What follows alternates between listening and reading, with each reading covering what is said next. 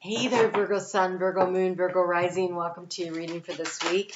We are going to take a look at what is your next best step.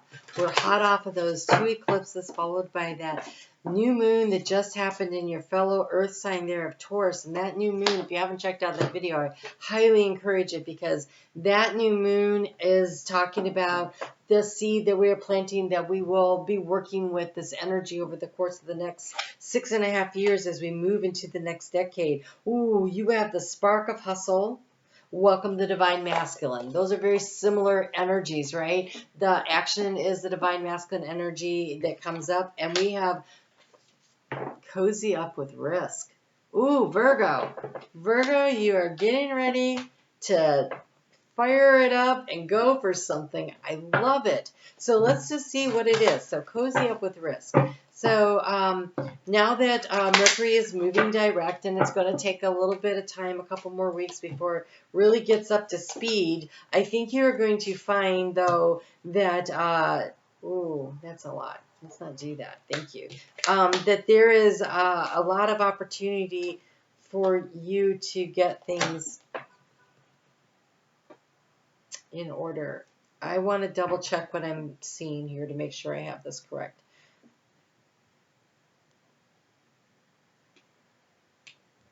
Okay. They just like threw everything at once. They do that. I like to make sure. Overall energy here. Ooh, the Emperor. The Emperor is the energy of all 4 kings.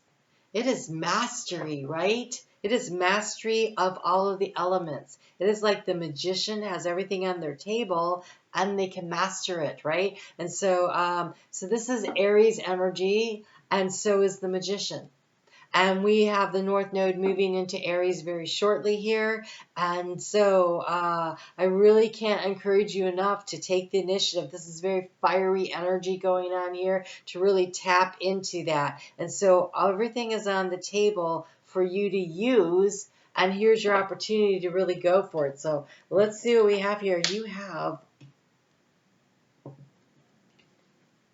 Oh, okay. You just have the 3 major arcanas, but really a lot of court cards. Okay, so the key to the situation, this you'll be comfortable with. It's the 7 of Swords, which it's not the liar cheater, okay? In fact, that's not what it really was originally either. I don't know how that morphed into that. But this is the card of strategy under normal circumstances. But in this deck, and I always go with whatever the deck is because Spirit helps me pick the deck, this one is called Preparation and Resourcefulness. But you have the card of strategy right next to it. So there is strategy that creates the preparation. This is strategy and resilience in your heart space, this 5 of feathers. And so it's the armadillo. And so there is a need to bounce back from something using some strategy. Pausing is the key right now. Pausing and getting ready to go. Because getting ready to go is going to happen here.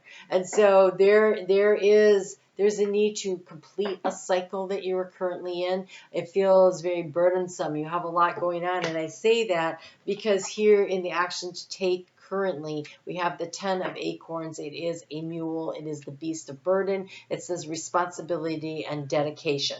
Okay, so there is a need to wrap up a cycle that you are currently in, to complete some kind of a project.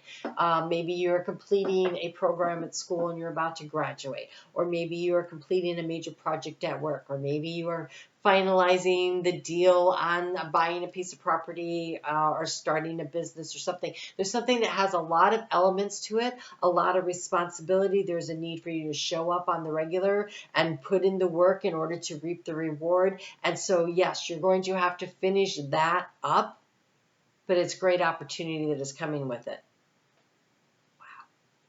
It's been really hot here, and all of a sudden the winds changed and this cold air just blasted in here. And so it's a change in the wind, it's a change in the direction. There is a shift happening. We're in the shift and you can feel it. And so it's like a total wow, it's like this wave of energy that just switched up. So here in the energy of where's the transformation, you have the card of what would be judgment. It's 20. It's called awakening. It is a white peacock. So there's all those eyes, as the spiritual eyes are watching you, guiding you, and it's called renewal and enlightenment. There is downloads and information. This risk, cozy up with risk.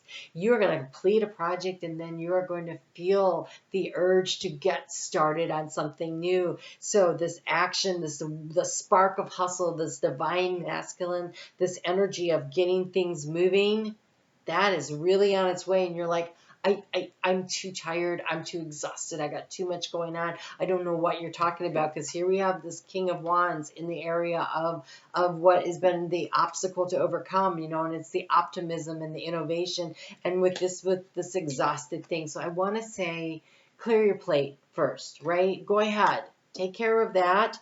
You don't need everything. There is a need to release something and let it go. So complete a cycle. It's really important that, and there's some emotional attachment to it for some reason. There somehow emotions are involved in this, and there's a need to release something so that you can grow something new. Because here we have the card of justice. The truth and the clarity, the balancing out. This is karmic justice. This isn't necessarily the justice or legal system. This feels like cosmic justice. And so what we put the energy into here might come back to us over here, but it all plays out and evens out in the end. And so there's something where you've been trying to find the balance, right? You've been trying to find the balance. And the thing is that I think you have too much responsibility, too much things going on. And so there's a need to wrap some stuff up, or the need to release some things and let them go. Because in the area of resources, you have the 8 of shells, 8 of cups. It is the quest and it is the renewal. It is the releasing and letting something go so you can start something new. Something that sparks you up, that excites you, that is emotionally satisfying and fulfilling on some level. So it is a starfish, which carries the energy of the star because of the way this is depicted in here. But the thing about a starfish is they can lose a limb. Not all of them, but most of them, so we're going with that. They can lose a limb and they regenerate, the renewal. They can regenerate a new one. And so that is the cozy up with risk. It is the letting something go and trusting that you're going to be able to get that back. And I feel like, and more, and more. So we have here the King, the 10, and the Page of Wands. So now all we have left are pages. These are the new things that came in. This is the new stuff that came in with the new moons. There were 2 of them. One in Aries, that was an eclipse, and the one in Taurus that has all this longevity to it. And they are both being represented here by pages. So here in the heart space, that page, that eclipse in Aries, it asks you to be enthusiastic, to be curious. Big ears on this monkey, really big, which means in the heart space, this is really tuning in to your heart space and what brings joy, what brings happiness, what feels like fun again. What feels like fun again? Because these cards, look how fiery they are. Look at all that energy. This is root, shake, and sacral chakra and solar plexus. This is like, let's take a risk. Let's go for it kind of energy. I mean, this monkey, look at him. Like, it doesn't look like he's really paying attention to what he's doing. But you know what? They don't fall. Their tail will catch them, right? The cozy up with the wrist. They're like, we'll try this. We'll climb here. We'll swing from this branch to the other. And what are they doing? They're having fun. They're exploring their world. They're learning a lot. And they have to let go of one branch to get to the next. You got to let something go in order to let something come in. And I think what's coming in is really great. All right, so here we have this this strategy and this preparation, right? And what is the energy that we anchor into? We have a fox, which is all strategy to me, right? And this is the Page of Crystals, the Page of Pentacles, the new moon that we just had in Taurus. It's the beginning stages. It says ideas and discipline. And so these 2 new moons have a lot of power that are really feeding in, because the eclipse energy goes out for about 6 months, right? But it's actually launching us into the next year and a half of the North Node moving through Aries. So it actually feels like it's got even more energy. And then we have this Taurus new moon that doesn't even become a full developed seed, doesn't mature for another 6.5 years. And so there's a process. There's a process, but it starts with being ready to go. And so there's some strategy, and part of this strategy is what can you let go of in order to pursue this new thing that you want to do. And so this is an evaluation that you need to do for yourself. You need to make some choices. I want to say you get to make some choices. You're not stuck, and there's a freedom that comes with this, and there's great opportunity, and you can be the emperor of your own life. So the emperor says focus and stability, right? Focus and stability, and I feel like there was another card that said focus, but I don't see it. I don't see it, so maybe I'm wrong. But focus and stability. Your focus will help to create the stability. Your focus, as you're swinging through the branches and you let one go, you're focusing on where you're going, not where you've got left behind. That will allow you to make that connection and keep going, right? But if you're looking behind you, you're not going to be able to make the next connection. So there's a need to release, to let go of, to create space to move forward. Oh, wow.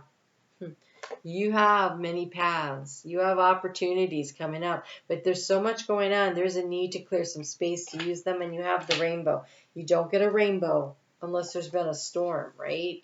So let's take a look at what these have to say. I am using the Mystical Shaman. I highly recommend this one. And I think it's important that we all have a couple of oracle decks and a modern tarot deck that really allows you to read what they say to truly understand what it is you're doing. Okay, so now some skunk just let it loose out there. That is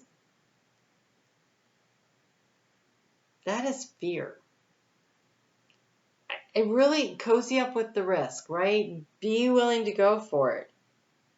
Okay, hold on a second. I have got to pause this because I just realized I have my bedroom window open. I don't want to sleep with that smell. Hold on. Because not only did I have the window open, but I had a fan in it blowing in the cooler air. Yeah, my bedroom smells great now. I'm going to have to burn some incense. Okay, so that's just, there you go, 2MI. Okay, so many paths. What do we have here? Many paths.